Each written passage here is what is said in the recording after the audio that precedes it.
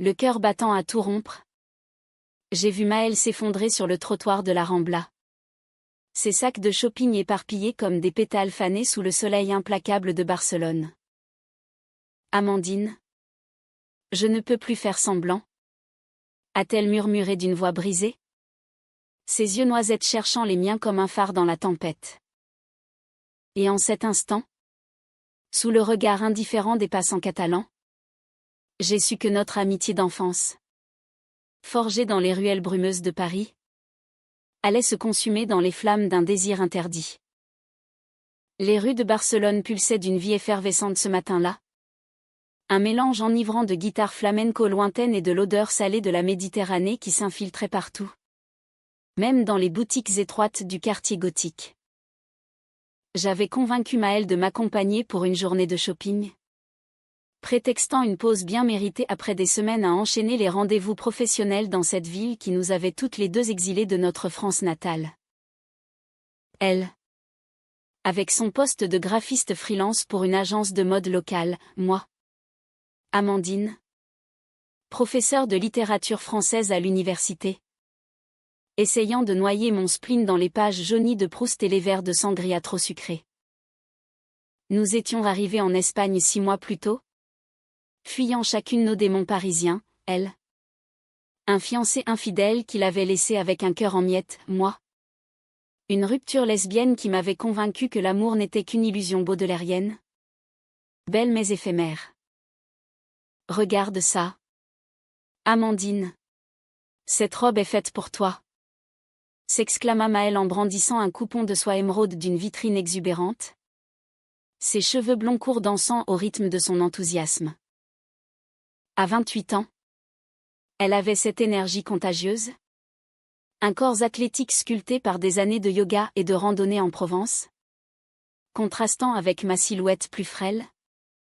Mes courbes discrètes soulignées par une jupe crayon noire et un chemisier blanc impeccable. Ses yeux noisettes pétillaient d'une joie simple. Celle des hétéros qui croient encore aux contes de fées.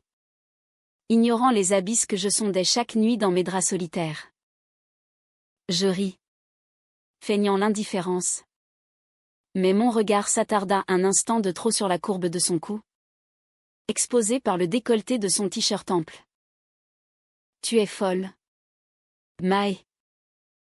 Je ne porte que du noir depuis que nous sommes ici. C'est ma cape d'invisibilité contre le monde. Nous entrâmes dans la boutique. Un antre de tissu chatoyant où les miroirs déformaient nos reflets en silhouettes oniriques. Tandis qu'elle essayait des sandales en cuir tressé. Je m'assis sur un pouf brodé. Observant la façon dont ses orteils se crispaient légèrement. Comme si même ses pieds portaient le poids de ses incertitudes. Nous parlions de tout et de rien, des fresques de Gaudí qui nous rappelaient nos escapades parisiennes au Louvre. Des tapas trop épicés que nous avions engloutis la veille. De son dernier date foireux avec un Catalan aux moustaches ridicules. Les hommes ici sont comme le gazpacho, frais en surface. Mais fade au fond. Plaisanta-t-elle. Et je hochai la tête. Riant pour masquer le pincement au creux de l'estomac. Mais sous cette légèreté. Une tension invisible grandissait. Comme les lianes qui envahissent les façades baroques de la ville. Maëlle était hétéro. Du moins le croyait-elle ou le proclamait-elle. Pour se protéger des ombres de son passé. Fille d'un couple bourgeois de Lyon. Élevée dans l'idée que l'amour se conjugue au masculin. Elle collectionnait les cœurs brisés comme des trophées amers. Moi. Amandine. J'avais embrassé ma vérité à 22 ans. Lors d'une nuit pluvieuse à la Sorbonne où une camarade de promotion m'avait initié au baiser qui transcende les genres. Depuis. J'avais aimé avec ferveur et perdu avec une douleur qui me hantait encore. Notre amitié, née sur les bancs de l'école primaire, avait survécu à tout, mes coming-out familiaux orageux. Ses fiançailles avortées. Pourtant, ici, sous le ciel azuréen de l'Espagne, quelque chose se fissurait. Nous sortîmes chargés de paquets. Le soleil de midi nous assaillant comme un amant jaloux. Direction la Sagrada Familia. Cette cathédrale inachevée qui symbolisait si bien nos vies, belles dans leur imperfection, mais éternellement en suspens. En grimpant les escaliers raides, Maëlle trébucha légèrement. Et je la rattrapai par le bras, sentant la chaleur de sa peau à travers le tissu fin. Merci.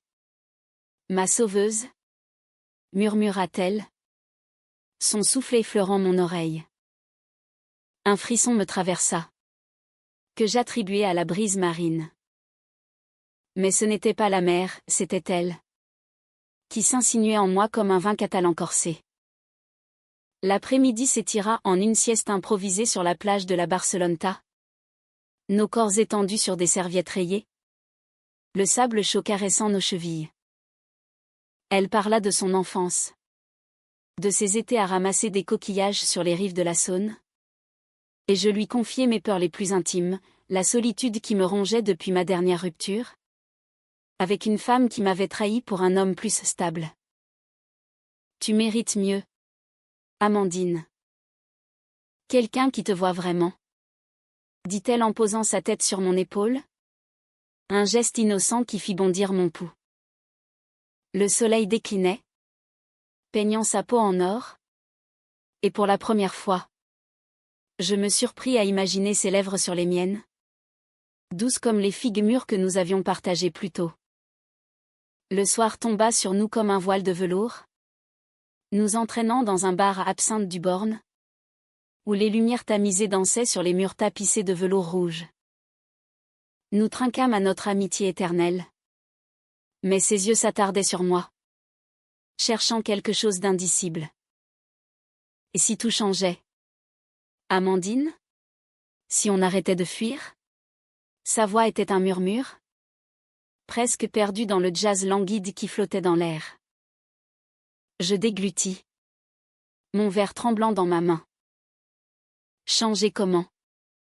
Maë.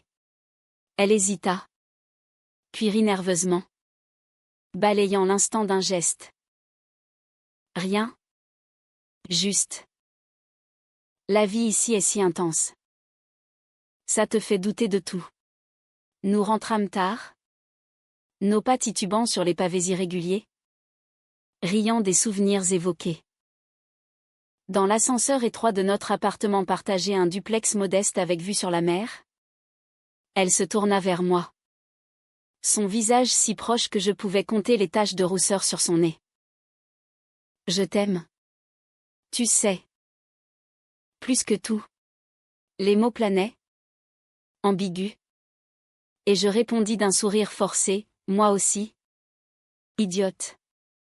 Mais cette nuit-là, seule dans mon lit, les vagues de la Méditerranée en fond sonore, je ne pus m'empêcher de pleurer.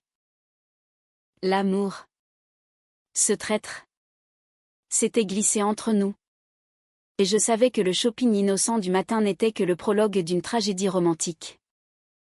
Les jours suivants s'enchaînèrent en un tourbillon de routines trompeuses, cours à l'université pour moi, où j'enseignais Baudelaire à des étudiants espagnols fascinés par la décadence française, deadline pour elle, penché sur son ordinateur jusqu'à l'aube. Pourtant, les silences s'alourdissaient, chargés de non-dits. Un soir, alors que nous cuisinions une paella improvisée, rire fusant devant les grains de riz qui collaient aux doigts, elle lâcha, j'ai revu Ravière. Tu sais, ce type du bar. Mon cœur se serra comme un citron pressé.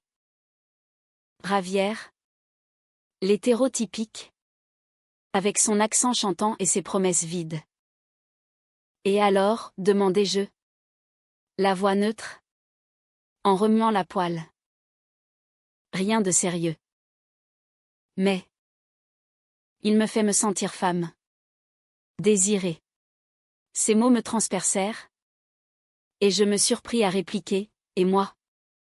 Je te fais sentir quoi? Elle rougit, détournant le regard. Comme chez moi. Sûr. C'était le début de la fissure. Je commençais à la voir différemment, la courbe de son sourire quand elle lisait un magazine de mode. La façon dont ses hanches ondulaient en dansant seule dans le salon sur des airs de Rosalia. Mes nuits se peuplaient de rêves où ses mains exploraient mon corps, tendre et hésitante. Et je me réveillais en sueur, culpabilisant pour ces visions impies envers mon amie. Elle, de son côté, semblait tourmentée, des textos nocturnes à Ravière, suivis de silences coupables, et des regards volés qui me laissaient pantelante. Puis vint le week-end à Sitges, une escapade promise depuis notre arrivée. La ville côtière, avec ses villas Art Nouveau et son festival du film underground, exhalait une liberté queer qui me faisait vibrer. Maëlle, ignorant ma sensibilité à ces lieux, accepta avec joie. Allons voir la mer. Juste nous deux. Sur la plage nudiste ironie du sort. Elle se déshabilla sans gêne. Son corps nu offert au soleil comme une offrande païenne. Je la rejoignis. Timide. Sentant son regard sur ma peau pâle. Tu es belle, Amandine. Vraiment. Sa voix était rauque. Et quand nos épaules se frôlèrent dans l'eau tiède, un courant électrique nous traversa. Était-ce l'Espagne? Cette terre de passion latine? Qui nous désinhibait? Ou simplement le temps? Qui usait nos armures? Le soir, lors d'une fête locale avec feu de joie et danse endiablée. Elle but trop de cava. Et sous les étoiles, elle se confia, Ravière m'étouffe. Il veut du sérieux? Du mariage? Des enfants? Mais moi, je ne sais plus ce que je veux. Ses larmes coulaient, salées comme la mer. Et je la serrai contre moi, inhalant son parfum de jasmin et de sel. Suis ton cœur, Maë. Il ne ment jamais. Elle leva les yeux, ses lèvres si proches des miennes que le monde s'effaça. Un baiser effleura ma joue accident? Intention? Et elle s'écarta. Confuse.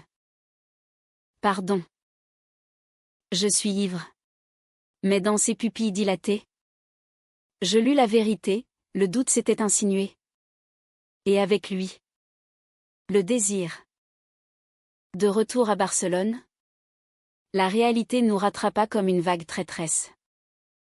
Ravière l'invita à dîner. Et elle y alla, me laissant seule avec un livre que je ne lus pas. À son retour, les yeux rougis, elle s'effondra sur le canapé, il m'a demandé en mariage. Sur le champ, mon monde vacilla. Et toi, balbutiai-je. J'ai dit oui. Pour ne pas le blesser. Les mots me giflèrent. Et je me levai, feignant l'indifférence. Félicitations. Tu mérites le bonheur. Mais intérieurement, une tempête faisait rage. Était-ce de la jalousie? De l'amour? Ou les deux? Entremêlés comme les rues labyrinthiques de la vieille ville? Les semaines suivantes furent un supplice exquis. Maëlle oscillait entre joie factice et crise de larmes, planifiant un mariage hâtif à Madrid. Moi, je m'enfonçais dans le travail. Citant Verlaine à mes élèves, il pleure dans mon cœur comme il pleut sur la ville. Pourtant, nos soirées persistaient, dîner aux chandelles improvisées. Promenade le long du port où elle glissait sa main dans la mienne, par habitude. Un soir, lors d'une averse soudaine typique de l'automne catalan, nous nous abritâmes sous un auvent, trempés jusqu'aux os. Son corps pressé contre le mien pour se réchauffer. Elle murmura, Amandine. Et si j'annulais tout? Si on partait? Juste nous? Mon cœur s'emballa. Mais la peur me retint. Tu aimes Ravière. Elle secoua la tête. Désespérée. Je crois que je t'aime. Toi. D'une façon que je ne comprends pas. Ces mots, suspendus dans l'humidité de la nuit, furent le premier aveu. Nous ne nous embrassâmes pas encore. Mais quelque chose se brisa en nous, libérant un flot d'émotions refoulées. Le lendemain, elle annula le dîner avec Ravière, prétextant une migraine. La paix revint, fragile. Et nos regards se chargèrent d'une promesse muette. L'Espagne, avec ses passions volcaniques, nous offrait une seconde chance. Mais je sentais l'ombre de la trahison planer, Ravière ne lâcherait pas si facilement. Et mon propre passé lesbien me murmurait des avertissements. L'hiver s'installa sur Barcelone comme un manteau de brume, adoucissant les contours acérés de la ville et amplifiant les murmures intimes de nos cœurs.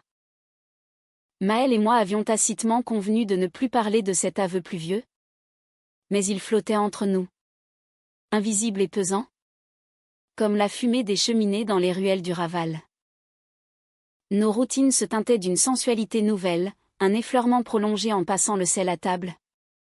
Un regard qui s'attardait sur la nuque de l'autre pendant qu'elle travaillait. Elle avait rompu avec Ravière 2 jours après l'averse un appel laconique, suivi d'un blocage de numéros. Et il avait réagi avec une fureur contenue. Des messages rageurs qu'elle effaçait sans me les montrer. C'est fini. Amandine. Pour de bon. M'avait-elle dit. Les yeux brillants de soulagement mêlés à la culpabilité. Pourtant, la culpabilité était une ombre tenace. Maëlle, élevée dans les dogmes hétéronormatifs de sa famille lyonnaise, luttait contre elle-même chaque nuit. Je l'entendais sangloter dans sa chambre. Et parfois, je me levais pour la rejoindre, m'allongeant à ses côtés sans un mot. Notre respiration se synchronisant comme une valse lente. J'ai peur, avouait-elle dans le noir. Peur de ce que ça veut dire. De ce que les gens penseront. Je lui caressais les cheveux, sentant leur douceur soyeuse sous mes doigts. L'amour n'a pas de genre? Maë. C'est juste. Nous. Ces mots, inspirés des poètes français que j'enseignais, semblaient la apaiser. Mais je voyais bien les fissures, ses appels secrets à sa mère, où elle mentait sur sa solitude heureuse, ou les nuits où elle se réveillait en sursaut, hantée par des rêves de robes blanches et d'anneaux d'or. Moi, je naviguais entre extase et terreur. Avoir Maëlle si proche, son parfum imprégnant nos draps communs lors de ces câlins platoniques, était une torture délicieuse. À 28 ans, j'avais connu l'amour lesbien comme une flamme vive mais éphémère des liaisons passionnées à Paris, consumée par la jalousie ou les conventions sociales. Avec elle, c'était différent, une tendresse profonde, humaniste, ancrée dans des années d'amitié. Pourtant, je redoutais la trahison. Et si elle se rétractait? Si l'hétérosexualité imposée par son éducation reprenait le dessus? Ces doutes me rongeaient lors de mes promenades solitaires au parc Güell, où les mosaïques de Gaudí me rappelaient la beauté fragile des choses inachevées. Un matin de décembre, alors que la pluie fine catalane tambourinait contre les vitres, elle entra dans ma chambre sans frapper, enveloppée dans une serviette, ses cheveux gouttant sur le parquet. J'ai besoin de toi, Amandine. Vraiment. Son regard était un appel au secours. Et je me redressai, le cœur cognant. Elle s'assit au bord du lit, sa peau encore humide de la douche, et posa sa tête sur mon épaule. Parle-moi de tes amours passés. Comment tu as su? Je hésitai. Puis lui racontai, la première, une étudiante en art aux lèvres pulpeuses, qui m'avait embrassée sous les cerisiers en fleurs du Luxembourg, la dernière, une avocate ambitieuse qui m'avait quittée pour un avenir normal. C'était douloureux, mais libérateur. Comme renaître. Ses doigts tracèrent des cercles sur mon bras, Un geste innocent qui s'enflamma en désir. Et si on essayait? Juste une fois, murmura-t-elle.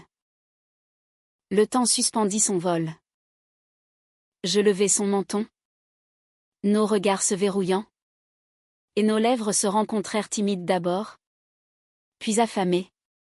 Comme si toutes ces années d'amitié explosaient en un baiser. Sa bouche avait le goût du café et des larmes. Douce et salée. Et ses mains s'enfouirent dans mes cheveux châtains. Tirant légèrement dans une urgence maladroite. Nous tombâmes en arrière sur les draps froissés. Explorant nos corps avec une révérence presque sacrée, mes courbes fines contre sa rondeur athlétique. Nos souffles mêlés en un rythme haletant. Ce fut notre premier amour physique. Lent et émouvant. Loin des ébats frénétiques de mes souvenirs. Elle était inexpérimentée. Hésitante. Riant nerveusement quand ses doigts glissaient maladroitement. Et je la guidais avec patience. Murmurant des mots tendres en français, mon amour. Comme tu es belle, pour la rassurer. Quand elle atteignit l'orgasme. Un cri étouffé contre mon cou. Ce fut comme si le monde entier se dissolvait en nous. C'était incroyable. Alta-t-elle. Les yeux écarquillés de découverte. Nous restâmes enlacés des heures. Parlant à voix basse de l'avenir, un voyage à Paris pour lui présenter ma famille. Peut-être même un coming out progressif auprès de la sienne. Mais la réalité, impitoyable comme les vents du Mistral, nous rattrapa vite. Ravière, refusant l'oubli, commença à harceler Maël, appels anonymes. Messages venimeux accusant une crise de folie. Pire. Il contacta sa mère. Une bourgeoise coincée qui débarqua à Barcelone sans prévenir. Un après-midi ensoleillé de janvier. Nous étions en train de flâner au marché de la Boqueria. Main dans la main, un geste osé pour nous. Quand elle apparut. Silhouette raide dans un tailleur Chanel. Valise à la main. Maël. Qu'est-ce que c'est que cette histoire? Ravière est effondrée. Le choc fut brutal. Maël pâlit. Lâchant ma main comme si elle brûlait. Maman. Ce n'est pas le moment. Mais la femme. Au trait sévère hérité de générations de conventions. Nous toisa. Son regard glissant de moi à sa fille avec un dégoût mal dissimulé. Cette personne? C'est pour elle que tu ruines ta vie? Les mots me transpercèrent. Et je sentis les larmes monter. Maël, paniqué, tenta de l'éloigner. Mais sa mère insista. Exigeant un dîner pour discuter. Ce soir-là. Dans un restaurant du port. L'atmosphère fut un chant de mine. Tu es hétéro. Maël. C'est dans ton sang. Cette phase passagera. Déclara sa mère. Niant notre lien d'un revers de main. Maël. Déchiré. Balbutia, je l'aime. Maman. Vraiment. Mais les arguments fusèrent, scandale familial. Héritage compromis. La normalité bafouée. Je quittai la table en prétextant un mal de tête. Les joues en feu. Dehors. Sous les lumières clignotantes des quais. Je pleurais pour nous. Pour cette société qui étouffait les amours atypiques comme des fleurs sauvages. Maël me rejoignit plus tard. Brisée. Elle part demain. Elle me déteste. Nous fîmes l'amour cette nuit-là avec une urgence désespérée. Nos corps se cherchant comme des âmes perdues. Mais au matin, elle était changée, distante. Rongée par le doute semé par sa mère. Les conflits s'amplifièrent. Maël commença à s'absenter. Prétextant des deadlines. Mais je la surprenais à fixer son téléphone. Relisant les messages de sa famille. Ils disent que c'est une erreur. Une rébellion d'adolescente tardive? Confia-t-elle un soir. Les yeux rougis. Et s'ils ont raison? Mon cœur se serra. L'amour n'est pas une erreur? Mae. C'est le seul vrai. Mais elle s'éloignait, hantée par la trahison qu'elle s'imaginait commettre envers son passé hétéro. Javier, de son côté, passa à l'escalade, il se posta sous notre immeuble, hurlant des insultes en espagnol approximatif, attirant les voisins curieux. La police intervint une fois, mais la peur s'installa, empoisonnant nos nuits. Le point de non-retour survint lors d'une fête universitaire que j'organisais, une soirée thématique sur la littérature romantique française, avec vin et récitation de Rimbaud. Maëlle y vint, radieuse dans une robe rouge qui soulignait ses formes. Et pour un moment, tout fut parfait, nous dansâmes collés, ignorant les regards. Et elle murmura à mon oreille, « Je t'aime, Amandine. » Pour toujours. Mais Javier surgit, ivre et furieux, accusant publiquement, « Elle est à moi. Cette lesbienne t'a ensorcelé. » La salle se figea. Murmures et rires étouffés fusant. Maëlle, mortifiée, le gifla un geste héroïque. Mais le mal était fait. Les ragots se répandirent comme une traînée de poudre, à l'université, à son agence, même jusqu'à Lyon. Blessée dans sa fierté, Maëlle craqua. C'est trop, Amandine. Le monde nous hait. Elle s'enferma des jours, refusant mes visites. Et quand elle émergea, ce fut pour annoncer, je rentre en France. Seule. Pour réfléchir. La trahison me frappa comme un coup de poignard, pas de Javier, mais d'elle, qui choisissait la fuite.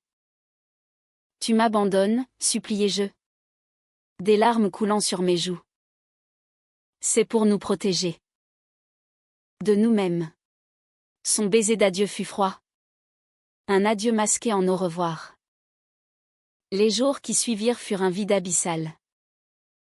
Barcelone, autrefois paradis, devint prison, les Ramblas me rappelaient notre shopping fatal. La plage, nos promesses brisées. Je marchais des heures, citant Verlaine dans le vent, j'ai tant de choses à te dire. Tant de choses qui s'envolent. Maëlle m'envoyait des messages laconiques depuis Lyon, ça va. Je réfléchis. Mais le silence hurlait plus fort. La trahison n'était pas seulement la sienne, c'était celle de l'amour, qui promettait l'éternité et livrait la douleur. Pourtant, au fond de moi, une étincelle persistait.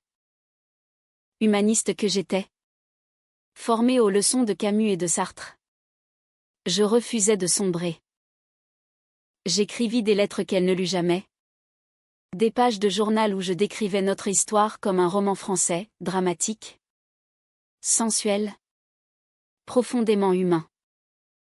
Et un soir, alors que la lune se levait sur la Méditerranée, mon téléphone sonna. Amandine. Je reviens. J'ai compris. Le retour de Maëlle fut un ouragan de retrouvailles et de remords, balayant les ruines de notre séparation comme les vents siroccaux qui fouettent les côtes espagnoles. Elle débarqua à l'aéroport d'El Prat un vendredi soir de février, valise à la main, les yeux cernés par l'insomnie mais brillants d'une détermination nouvelle.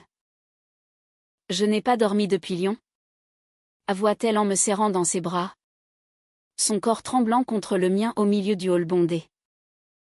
J'ai vu un thérapeute. Une femme. Lesbienne. Elle m'a aidé à nommer ça, je suis bi. Amandine. Ou queer. Ou ce que tu veux. Mais je t'aime. Et ça, c'est clair. Ces mots, prononcés avec l'accent chantant qu'elle avait pris en Espagne, étaient un baume sur mes plaies encore vives. Nous rentrâmes en taxi, La nuit enveloppant Barcelone d'un manteau étoilé. Et sur le siège arrière, elle entremêla ses doigts aux miens. Un geste simple qui scellait notre pacte fragile. Chez nous, l'appartement avait changé, j'y avais accroché des photos de nos voyages Paris sous la pluie. La plage de Sitges.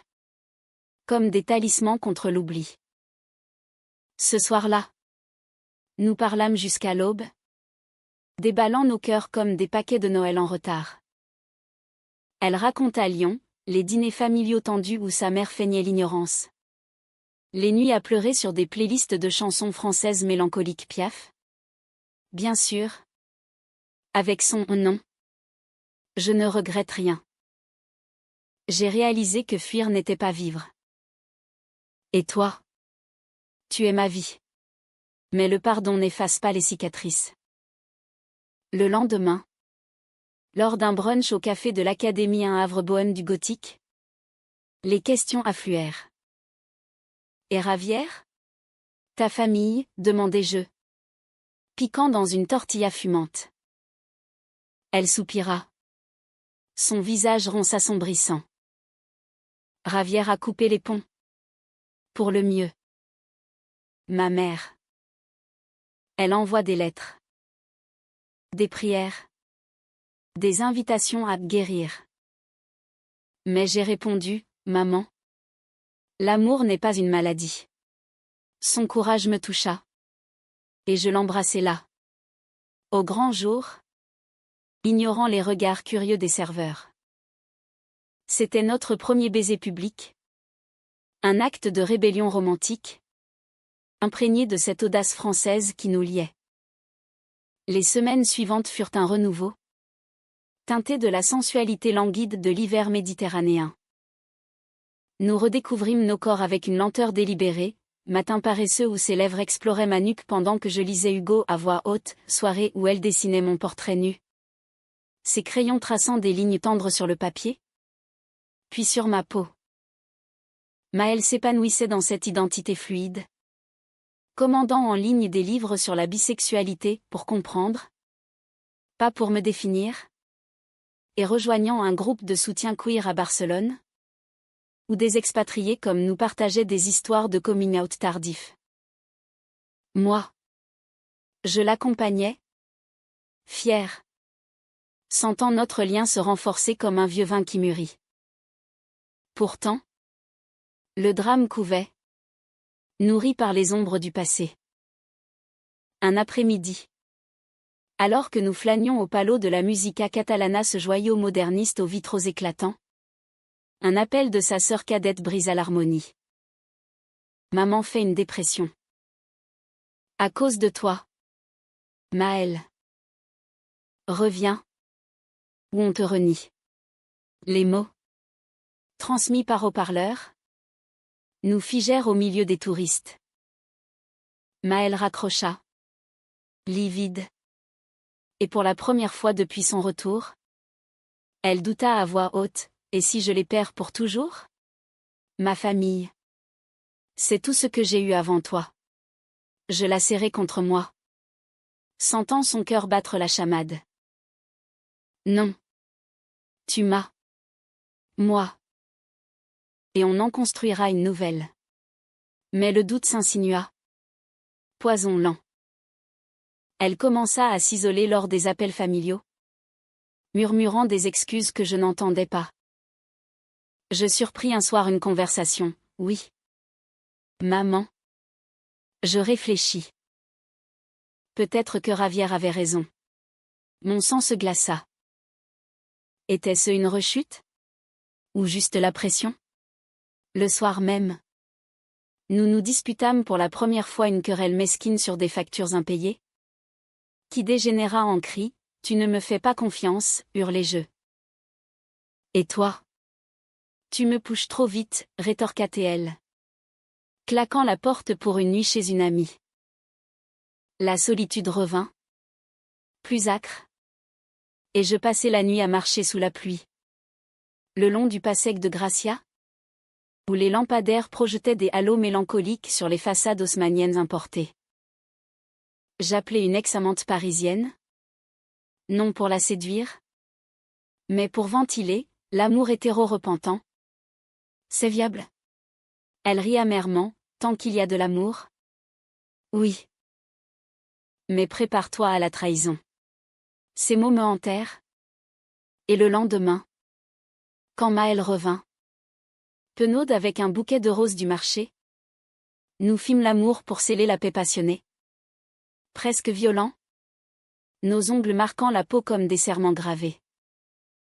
Le vrai caotrao éclata lors d'un voyage à Madrid, pour un salon du livre où j'étais invitée à présenter un essai sur l'amour queer chez Colette. Maël insista pour venir, pour te soutenir, mais je sentais sa tension. La capitale, avec ses plazas solennels et ses fontaines baroques, exsudait une grandeur oppressante. Lors d'une réception au Retiro, entourée d'intellectuels espagnols, sa mère surgit alertée par la sœur. Sans doute. Maël. Ici. En public. Avec elle, sifflait-elle, attirant les regards. La scène fut shakespearienne. Maël, au bord des larmes, défendit notre amour d'une voix chevrotante. Je suis heureuse. Maman. Pourquoi ne peux-tu pas l'accepter? Mais sa mère, implacable, lâcha la bombe. Ton père est mourant. Il veut te voir avant. Avec un homme respectable. Le choc la terrassa. Maël s'effondra en pleurs, fuyant la salle pour les jardins sombres du parc. Je la suivis. La trouvant assise sur un banc, secouée de sanglots. Tout est ma faute. Si je n'avais pas changé. Je m'agenouillai devant elle, prenant son visage entre mes mains. Non. Maë. C'est leur peur. Pas la nôtre. Mais elle se dégagea. Les yeux fous, je dois rentrer. Seule. Pour lui dire au revoir comme il veut. La trahison frappa à nouveau. Plus profonde, elle choisissait le sang sur l'amour? Tu me quittes encore, suppliai-je. La voix brisée. Temporairement. Pour guérir les blessures. Son baiser fut un adieu déguisé. Et elle partit le lendemain pour Lyon. Me laissant à Madrid avec un manuscrit inachevé et un cœur en cendres. Les jours suivants furent un enfer existentiel. De retour à Barcelone, la ville me semblait hostile, les godilles se moquaient de moi. Torsadés comme mes tourments. Je bus trop. Enseignai mal. Et une nuit, ivre de solitude, je couchai avec une collègue un acte impulsif. Vide. Pour combler le vide. La culpabilité m'engloutit. Et quand Maël appela enfin, une semaine plus tard, sa voix était un fil tendu. Papa est stabilisé. Mais maman m'a forcé à dîner avec Ravière. Il est là. Repentant. Le monde s'effondra. Et toi, demandai-je. La gorge nouée. Silence. Puis, je l'ai embrassé. Pour la paix. Mais c'était rien comparé à toi. Ces mots, censés rassurer, semèrent le chaos. Était-ce une trahison physique? Émotionnelle? Je raccrochai en larmes. Et pendant des jours, nous nous ignorâmes.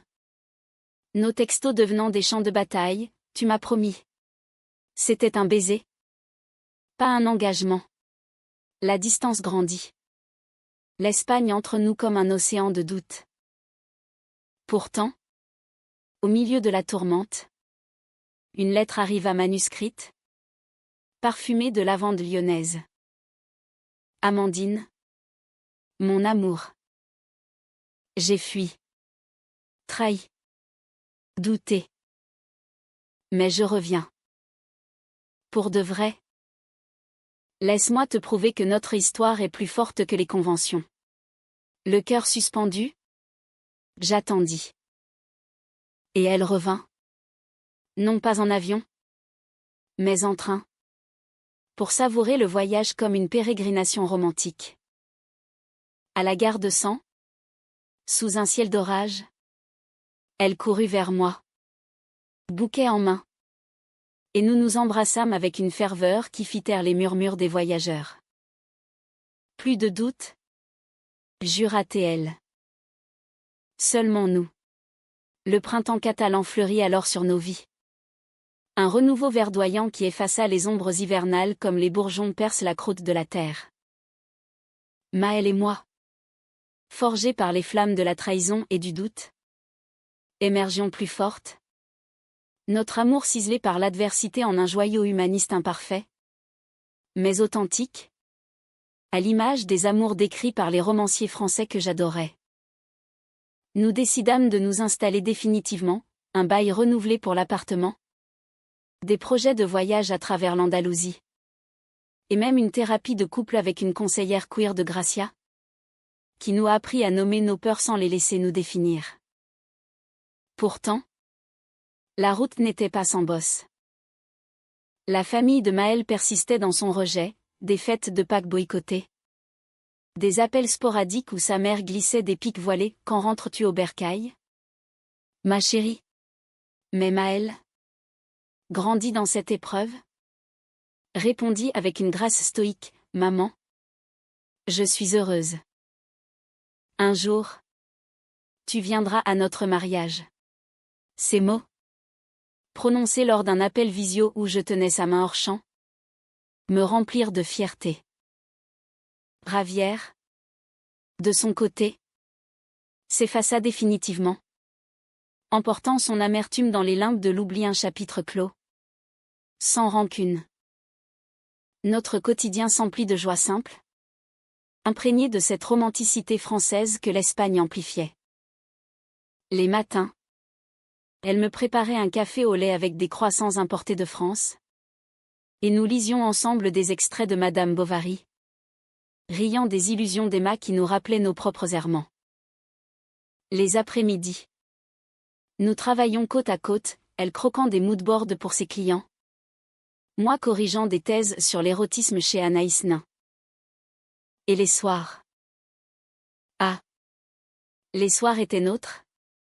Un sanctuaire de sensualité où nos corps se racontaient des histoires muettes. Elle avait gagné en assurance. Ses caresses plus audacieuses.